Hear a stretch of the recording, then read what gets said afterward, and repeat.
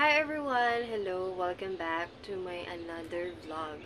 So for today's vlog guys, isi-share ko sa inyo yung na-experience ko doon mismo sa immigration doon sa Manila. Alright, so kung ikaw ay magta-travel ka, then this vlog na isi-share ko about my personal experience doon sa immigration will be perfect for you.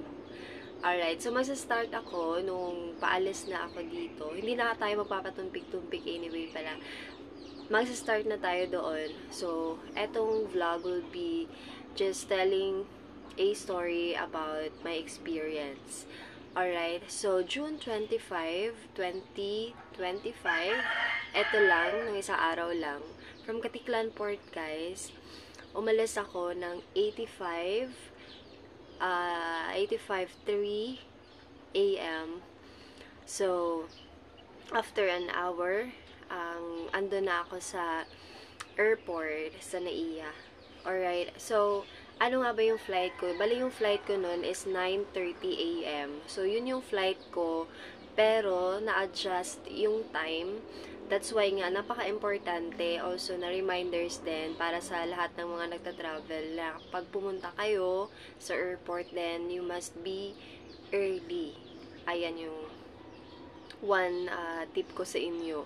And then, so, dumating ako doon ng around mga 9:53 din ng umaga. So, imagine guys, bali yung connecting flight ko is gabi pa. Meron pa ako doon na one day na ma-spend ko para mag-relax. Pwede din na magkape or whatsoever. Kung ano yung gusto kong gawin. Ayun. And including na din, syempre, yung mag-charge. Kasi, isa pa rin sa paalala na ako yung tipo ng tao na ayoko yung magdala ng mga nakaka-hassle. So, hindi na ako nagdala, guys, ng power bank. And, kasi meron din naman na charging station doon sa airport. So, it's much better na hindi na ako nagdala ng power bank. Alright? Or hindi na tayo. Kahit kayo din. Nakadepende na din naman na sa inyo yan. But, ako mas prefer ko na lang na wala na lang. Kasi kapag nagdala kayo ng power bank nyo, then make sure na dala-dala nyo. It's either dito sa bag nyo or sa knapsack nyo na hand carry. Okay? So, ayun na nga guys. Siyempre, first time ko to na mag-travel from going to abroad, sana. So, ayun. Bali, nag-aano pa rin ako, nag-explore pa rin ako. And then, after nun, so, syempre, hindi ko alam kung ano yung next, wait lang, kung ano yung next nun, nung pagdating ko na doon sa airport. So, yung next pala guys, 10 to 11, ay nagtanong-tanong lang ako. Wag niyong kalimutan yung magtanong. Kung hindi nyo alam, then make sure na magtanong kayo doon sa airport. Alright, so, ay nagtanong ako kung saan na ba pwede. Kasi from Terminal 2, doon ako umabot. Hanggang doon ako. So, sa Terminal 2 na. And then, yung flight ko from Manila to Dubai is in Terminal 3. So, ayun na nga guys. Kahit marami akong oras, yung ginawa ko is, pumunta muna ako ng Terminal 3. So,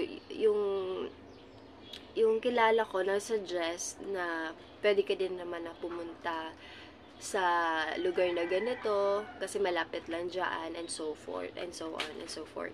So, ginawa ko, pumunta na ako diretso doon sa Terminal 3. Tapos naglakad-lakad ako doon. Familiarize ko muna yung lugar or yung airport kasi may kalakihan na siya compared naman doon sa Terminal 2. Parang ganon. Kasi international airport na din siya. So, yung nangyari guys, bali almost 14 hours ako doon na naghintay. It's because maaga pa akong dumating, right? So, alas 10. And nasa around 11:55 p.m. pa yung flight ko from Manila to Dubai. So, eto na yun. Bali, if you are following me, then nakita mo yung mga post ko. So, actually, from there na, so let's say flight ko na, no, 11:55 or around 9 a.m. na, 9 p.m. na, 8 p.m. So, start from 6 p.m. pa lang, guys. Ang dami-dami nang nakapila doon sa, para kukuha ng what's this called, boarding pass. Sobrang dami na. So, since naman na Emirates yung, yung aeroplano, as in, grabe, ang dami-dami nang nakapila, guys. Alas 6 pa lang. Imagine mo, yung travel mo is nasa 11:55 pa. O, diba? Sobrang advance. Kasi alam nila yung mga hassle, and feeling ko naman, mas marami doon yung nakapabalik at nakapaano na. Especially na meron pa nga yung mga balita, mga news, 'di ba? So, marami talagang it's delays, cancellations of flights, and most of the time delay talaga kasi dahil din sa klima, palaging maulan. So, I think that's not a big reason naman yung palaging maulan, but dito kasi sa AirAsia is something different na din kasi it's one of the reason also kung bakit na delay ng konti yung flight. Alright, so balik na tayo doon. So after na nakapagpila kami ng mga nasa 2 hours, more than 2 hours, then ayun na, so nag-start na sila. So around mga more than 8 na yun, more than 8 p.m. na. So 8 p.m. ayun, nakakuha na yung iba ng boarding pass, tas kinikilo na din yung mga bagahe, ganito, ganyan. So, yung kilo ng bagahe ko, which is nadala ko, is around 6.8, 6.5, something like, na ganun lang. Not including yung backpack na dala-dala ko dito sa likod. Kasi, yun lang din naman yung kinilo niya. So, okay, so pag kilo niya nun, bali binigyan niya na ako ng boarding pass. So, meron pa siyang mga questions like, meron ka na balikan, can I see, or pwede ko bang makita yung balikan na ticket mo? Okay, sabi ko, eto yung ticket ko. Nabalikan, tapos paapunta, tapos pauwi. Anyway, so, ay na nga, after na nakakuha na ako ng boarding pass, so meron ako na picture about it. So yung boarding pass ko, guys, nakalagay na doon is from Manila to Dubai and Dubai to Prague. So yun yung place na aking pupuntahan. So ayan na nga, and ito na yung pinakamatindi. Ito na yung pinakamatindi na part. So ako, since naman na wala akong ka-idea of ano yung sumunod, parang ganun. So, nagtanong na naman ako ulit. And then, yung sabi is pumunta daw doon sa international na place na kung saan doon yung next na gagawin mo. So, ayun na nga, guys. Naglakad ako from Emirates na area, since Emirates yung yung aeroplano, and then nilakad pa yun, tapos hinanap ko. So ayun na, nakita ko na finally, and nakalagay doon is international. Tapos mayroon na doon, guys, yung pinakakabahan ng lahat is immigration. Actually, hindi ka naman kailangan nakabahan kasi ganito yun, as long as na kumpleto yung requirements mo, nakapag-prepare ka, then wala namang kailangan na i-worry.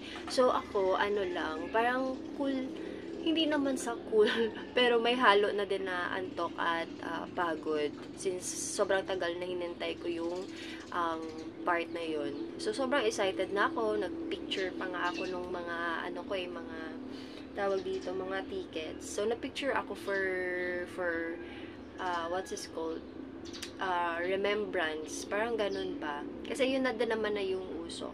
But anyway, so ayun na nga, doon na sa immigration, and then ako na yung next. So feeling ko parang kinakabahan ako kasi kung naka-follow kayo, I finish, ayun, bago ako natapos ng work is 23. And then, nag-meet up ako sa mom ko 24.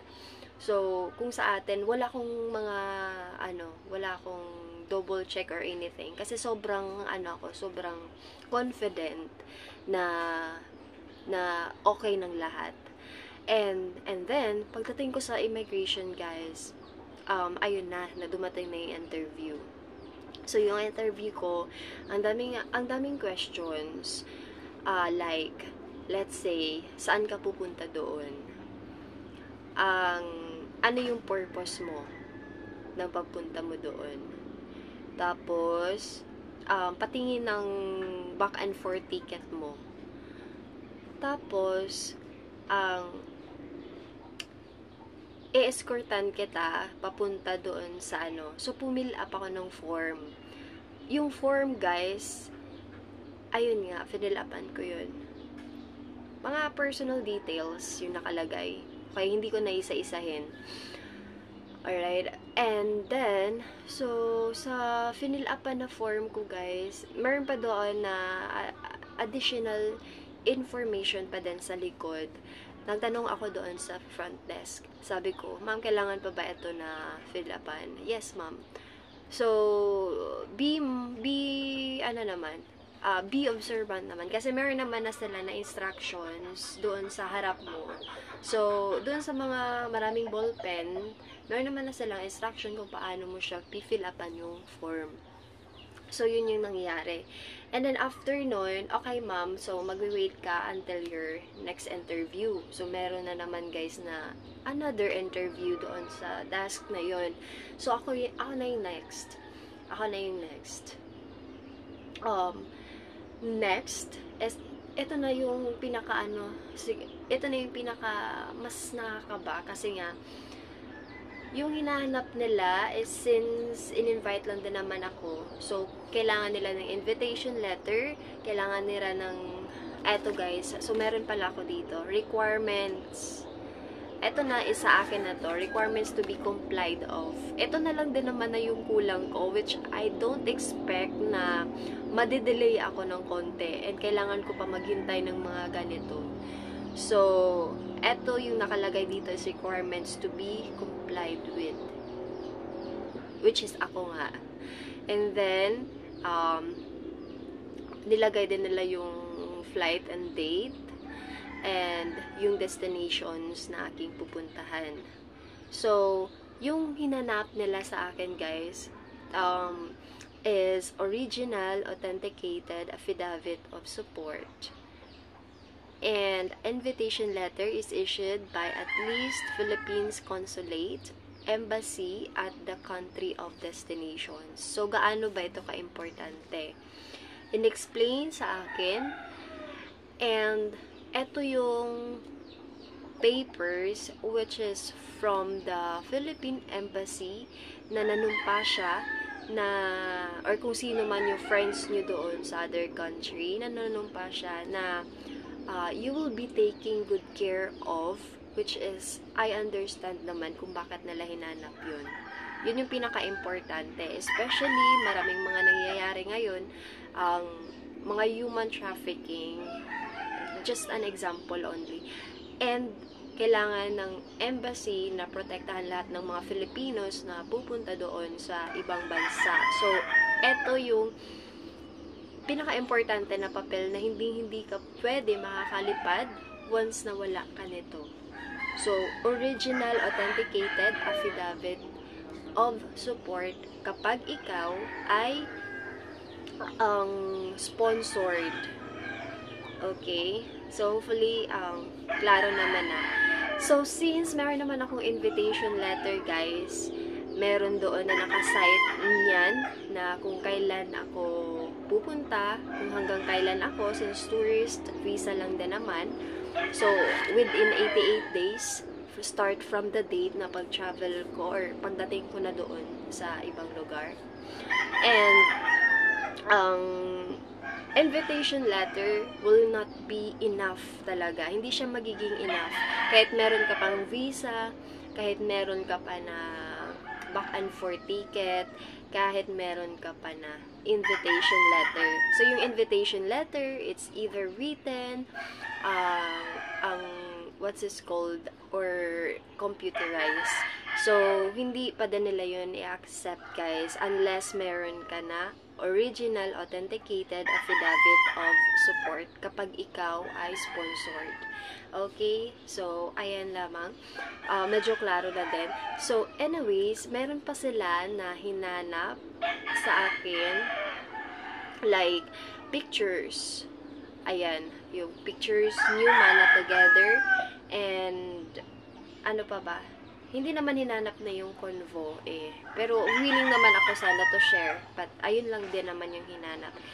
Anyways. So, dito naman, since for tourism under sponsorship. Ito, for tourism. So, siguro babasahin ko na lang din to ulit. Babasahin ko na lang for kung ano yung 3 important requirements kung ikaw ay for tourism under sponsorship or magbibisita ka lang din doon. Okay? So, first, ayan, original authenticated affidavit of support and invitation letter issued by at least Philippine consulate, embassy at the country of the destinations. So, ayun yun. Next, number 2, copy of sponsor's passport, overseas employment certificate, and work visa. Ayan. Third, proof of relationship with the sponsor. Example, original PSA issued, live birth certificate, marriage certificate of the persons connecting passengers to sponsor. Alright. So, ayan lamang guys for today's video. And for the next video, then i-share ko ulit sa inyo kung ano yung maging what's this called?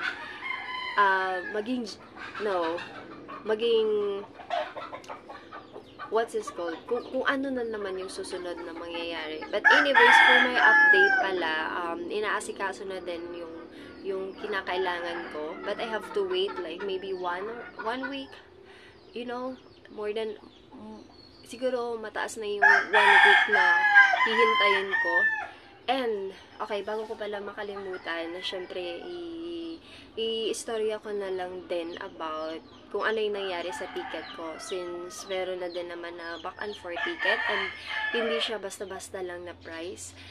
May kamahalan. So, ayan, ano ko na lang. So, nagtanong ako doon sa Emirates kasi since yun din naman yung advice sa akin. So, nagtanong ako kung it's either pwede ba siya na ma-rebook or ma-refund.